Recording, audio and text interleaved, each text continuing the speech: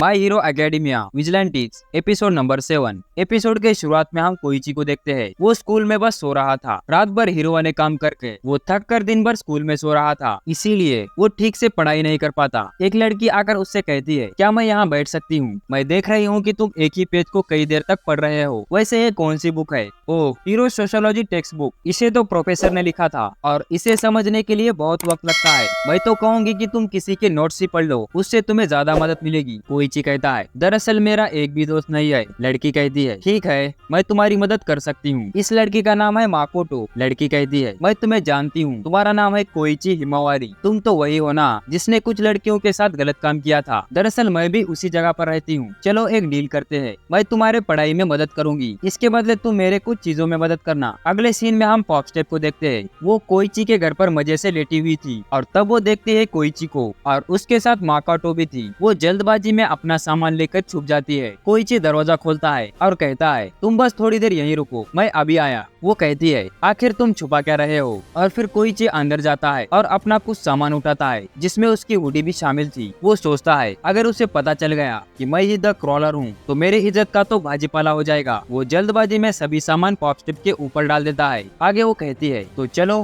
पहले तुम्हारी problem solve करते हैं। तुम्हें कुछ भी करके फाइनल एग्जाम पास करना होगा और इसके लिए तुम्हें अटेंडेंस और असाइनमेंट पूरी करनी होगी और तुम्हारा सब्जेक्ट हीरो सोशियोलॉजी के बारे में बात करते हैं। बाद में मैं तुम्हें इसके नोट्स भी लाकर दे दूंगी। दरअसल चैप्टर 3 विजिलेंटिज्म और हीरो लाइसेंस सिस्टम के बारे में है। विजिलेंटिज्म की अगर बात की जाए, ये लोग लोगों की मदद करते हैं और सिटी में शांति कायम रखते हैं और इन लोगों के ज्यादातर ग्रुप ज्यादातर माध्यमिक होते हैं और जैसे जैसे सोसाइटी स्थिर रहती है तब इसके मेंबर ऑफिशियल सिस्टम में शामिल कर लिया जाता है या उन्हें मिटा दिया जाता है। क्या तुमने हिस्ट्री में पढ़ा नहीं कि हीरोज का जन्म कैसे हुआ? कोइची कहता है, हाँ मैंने ये कहीं तो पढ़ा है। शुरुआत में जब इंसानों को पावर्स मिली तब कई सारे लोग आपस में ही लड़ने लगे और उनकी ये लड़ाई रोकने के लिए कुछ इंसान विजिलेंटीज बन गए जो अपनी कोर की मदद से लोगों की हिफाजत करने लगे। फिर आगे गवर्नमेंट ने लॉ पास किया और फिर उन विजिलेंटीज को ऑफिशियल हीरो बना दिया गया। लड़की कहती है, दरअसल ये कहानी हम आज तक सुनते आ रहे हैं पर ये सब उतना आसान भी नहीं था। क्या तुम बता सकते हो कि दुनिया में सबसे पहले हीरो लाइसेंस सिस्टम कहाँ बनी थी? वो कहता है, अमेरिका के एक जगह पर। वो कहती है, सही कहा, स्टेट ऑफ रोड आइलैंड। उस टाइम पर वहाँ पर लगभग 200 विजिलेंटीज मौजूद थे। तो क्या तुम बता सकते हो कि उनमें से कितनों को ऑफिशियली हीरो लाइसेंस मिला? कोइची कहता है, हाँ अब मैं समझा, उन सभी को हीरो लाइसेंस नहीं मिला था। कुछ लोग तो हीरो लगते भी नहीं। मुझे लगता है कि उनमें से आधे लोगों को लाइसेंस मिला होगा। माकोटो कहती है, दरअसल उनमें से सिर्फ 7 लोगों को ही हीरो लाइसेंस मिला और बाकी सभी विजिलेंटीज को विलन करार दे दिया गया क्योंकि वो इलीगल तरीके से कोर यूज कर रहे थे। कुछ विजिलेंटी पब्लिक सपोर्ट की मदद से वो हीरोज बन गए पर ये पूरा सच नहीं है। असल में हीरो लाइसेंस सिस्टम का बस एक ही मेन उद्देश्य है। उनका उद्देश्य हीरो को प्रमोट करना नहीं था बल्कि विलन्स क्या होता है ये दिखाना था और फिर इसी से गवर्नमेंट कोर पर कंट्रोल पा रही थी। कुछ लोग अपनी कोर की मदद से हीरो तो कुछ विलन बन रहे थे और जितने भी विलन है उन सभी को जेल में डाल दिया जा रहा था। अब इस लॉ की वजह से जनता किसी भी तरह का हथियार नहीं रख सकती थी। असली सवाल तो एक ही रहा था, जो दूसरों पर नजर रखते हैं उन पर नजर कौन रखेगा? और इसी से जन्म हुआ हीरो लाइसेंस सिस्टम। पर अभी भी तुम ये कह सकते हो कि इसकी आइडियोलॉजी ही मेन है, जैसे कि तुमने ही गड़बड़ कर दी और तुम ही उसे सुधार रहे हो। दरअसल विजिलेंटी सिस्टम वो originally public justice hero system है पर फिर भी वो एक दूसरे के एकदम खिलाफ है और यही सब चैप्टर 3 में बताया गया है। अगर तुम ये सब लिखोगे तो तुम पक्का पास हो जाओगे और जितने भी पेजेस को मैंने टैग लगाया है उन्हें अच्छे से पढ़ना। दरअसल तुम्हारे लिए एक सवाल है, आखिर वो कौन सा लॉ है जिससे हीरो और विलन को विभाजित किया जा सकता है? कोइची कहता है, जो भी नियम को मानता है वो है असली जस्टिस। लड़की कहती है, अरे नहीं, ये आंसर बहुत ही सीक्रेट है। कोइची कहता है, चलो अब बता भी दो वरना मैं टेस्ट में क्या लिखूंगा? लड़की कहती है, दरअसल ये सवाल टेस्ट में नहीं आएगा, मैं इसके बारे में अलग से पढ़ाई कर रही हूँ, पर अगर तुम्हें सच में जवाब जानना है तो इसके लिए तुम्हें मेरा एक काम करना होगा। कोइची कहता है, हाँ बिल्कुल, मैं तुम्हारा हर काम करूँगा, पर क्या तुम बता सकती हो कि आखिर तुम्हारे दिमाग में चल क्या रहा है? माकोटो कहती है, क्या तुमने नरुहाटा विजिलेंटीज के बारे में सुना है? और मैं उनके बारे में फील्ड रिसर्च करने वाली हूँ। मॉडर्न विजिलेंटी को स्टडी करके ये बात का पता लगाया जा सकता है कि आखिर हीरो सिस्टम कैसे बना गया और इसीलिए हमें उनसे बात करनी होगी। कोइची कहता है, दरअसल मैंने सुना है कि वो लोगों को बचाने के लिए बहुत पावरफुल विलन से लड़ते हैं और वो इसी तरह लोगों की मदद करते हैं, पर फिर भी उनसे ऐसे ही जाकर मिलना बहुत खतरनाक होगा क्योंकि वो लोग विलन से जो लड़ते हैं। मैं नहीं चाहता कि तुम्हें कुछ हो जाए। माकाटो कहती है, तो इसीलिए मैं चाहती हूँ कि तुम मेरे बॉडीगार्ड बनो। तो फिर अब मैं चलती हूँ। शनिवार को सुबह 10 बजे स्टेशन के पास पहुँच जाना। आगे कोइची कहता है, आज तो मैं बाल बाल बच गया।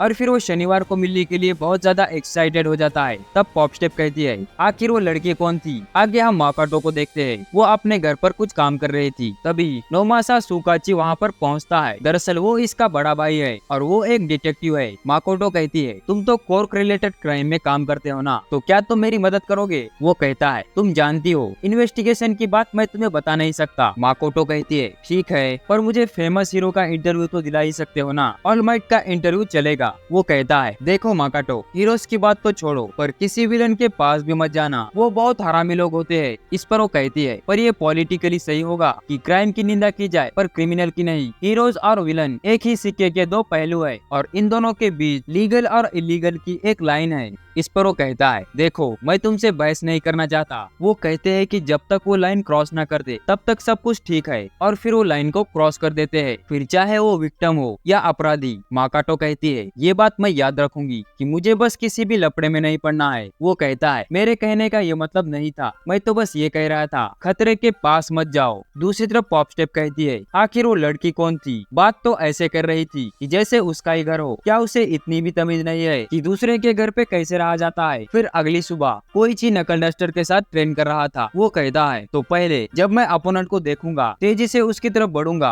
और स्लिप होकर उससे बचूंगा। उसे लगेगा कि वो बच गया और तब वो मेरा पीछा करेगा और तभी मैं अचानक मुड़ूंगा और फिर वो मुझे देखकर मुझसे लड़ने के लिए आगे बढ़ेगा और तब मैं बिना मुड़े ही वहाँ से खिसक लूंगा। नकल डस्टर कहता है, हाँ ये बहुत बढ़िया स्ट्रेटेजी है। तुम्हारी पावर स्लाइड एंड ग्लाइड को पढ़ना बहुत मुश्किल है और इससे तुम आसानी से वहाँ से भाग सकते हो। बढ़िया बच्चे, तुम सब सीख रहे हो। पॉप स्टेप कहती है, क्या तुम बस यही करोगे? डरपोकों की तरह वहाँ से भागना। नकल डस्टर कहता है, ये टेक्निक तब काम करेगी जब तुम्हारा अपोनेंट बहुत ताकतवर हो और ये एक अच्छी टेक्निक है। कोइची कहता है, उसे छोड़ो, कुछ दिनों से उसका मूड बहुत खराब है। और फिर वो उसे पूरी बात बताता है। नकल डस्टर कहता है, विजिलेंटीज के ऊपर इन्वेस्टिगेशन। कोइची कहता है, और मैं उस रिसर्च में उसकी मदद भी करने वाला हूँ। वो कहता है, ये बहुत खतरनाक होगा, तुम्हें थोड़ा संभल कर रहना होगा और किसी को भी तुम्हारे बारे में पता मत चलने देना, वरना पुलिस और विलन तुम्हारे पीछे पड़ जाएंगे। तो ठीक है, उसे तो मैं सबक सिखाऊंगा। कोइची कहता है, इसकी कोई जरूरत नहीं, मैं सब कुछ संभाल लूंगा। नकल डस्टर कहता है, इस बार तो मैं ये तुम पर छोड़ रहा हूँ, पर कभी भी प्रोफेशनल और पर्सनल लाइफ को मिक्स मत करना। और फिर वो वहाँ से चले जाता है। दूसरी तरफ हम कोइची को देखते हैं। वो स्टेशन पर उसका इंतजार कर रहा था और तभी माकाटो वहाँ पर आ जाती है, जिसे देखकर कोइची के तो तोते उड़ जाते हैं और फिर वो उस पर लाइन मारने लगता है और पॉप स्टेप ये सब देख रही थी। माकाटो कहती है, मैंने सोशल मीडिया से पता लगाया कि वो इन जगह पर ज्यादातर देखे गए हैं, तो हम भी वहीं से शुरुआत करेंगे। कोइची कहता है, तो क्या हम उतने लकी है जिससे वो हमें मिल जाए? वो कहती है, दरअसल अभी हम उनसे मिल नहीं पाएंगे, पर मैं तो ये चाहती हूँ। और वो उनके बारे में क्या सोचते हैं मुझसे अगर पूछो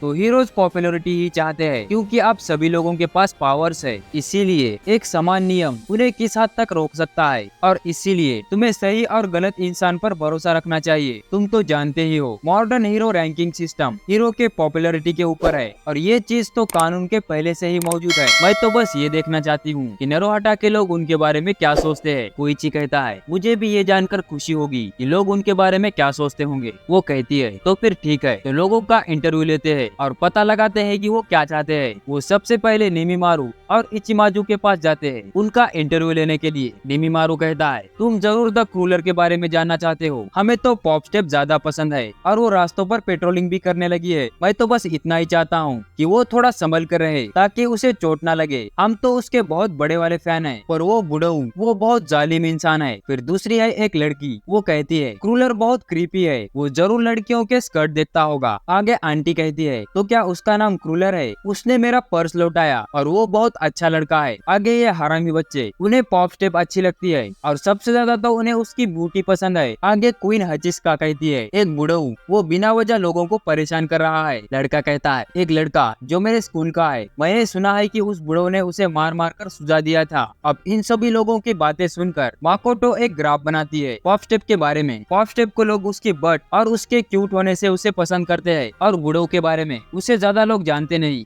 वो डरावना और खतरनाक भी है। और द क्रूलर के बारे में वो क्रीपी है। और तभी एक चोर आकर उसका लैपटॉप चुरा लेता है और ये एक फुटबॉल प्लेयर है जो कि फुटबॉल के साथ ही दिन दहाड़े चोरी कर रहा है। इसका नाम है एम्परर यत्सुरा। इसकी क्वर्क है शॉकर। उसे पकड़ने के लिए ये दोनों भी भागते हैं। कोइची कहता है तुम यही रुको, मैं उसे पकड़ता हूँ। और फिर वो भागकर अपने कपड़े बदलने लगता है। तब पॉपस्टेप कहती है आखिर तुम उसकी मदद क्यों कर रहे हो? अगर उसका लैपटॉप चोरी हो जाए तो वो हमारे बारे में छानबीन नहीं कर पाएगी। कोइची कहता है पर मैं ऐसे ही उसे जाने नहीं दे सकता और मैं समझ गया हूँ कि द क्रॉलर की आइडेंटिटी सीक्रेट रखनी होगी। वो तेजी से उसे गिराने की कोशिश करता है लेकिन वो चोर उससे बच जाता है और फिर वो बॉल से कोइची का थोबड़ा ही बिगाड़ देता है और फिर इचिमोकू लेजर से उसे गिरा देता है और फिर कोइची उस लैपटॉप को टूटने से बचा लेता है। अब ये दोनों उसे बुरी तरह से पीटने लगते हैं। थोड़ी देर बाद माकाटो भी वहाँ पर पहुँच जाती है और फिर कोइची लैपटॉप उसे लौटाता है। वो कहती है तो क्या तुम्ही ने उस चोर को पकड़ा? कोइची कहता है तुम जो विजिलेंटी के बारे में बात कर रहे थे उसमें से एक अचानक वहाँ पर पहुँच गया और उसी ने उस चोर को पकड़ लिया। इचिमाकू कहता है नहीं ऐसा नहीं हुआ था, द क्रूलर ने तो कुछ भी नहीं किया। आगे वो कोइची से कहती है काश मैं उस विजिलेंटी से मिल पाती, पर कोई नहीं, अगली बार उससे पक्का मिलूंगी। और हाँ क्या तुम मेरे सवाल का जवाब दोगे? और फिर वो हैंडशेक करती है और कहती है सच्चाई तो ये है कि तुम ही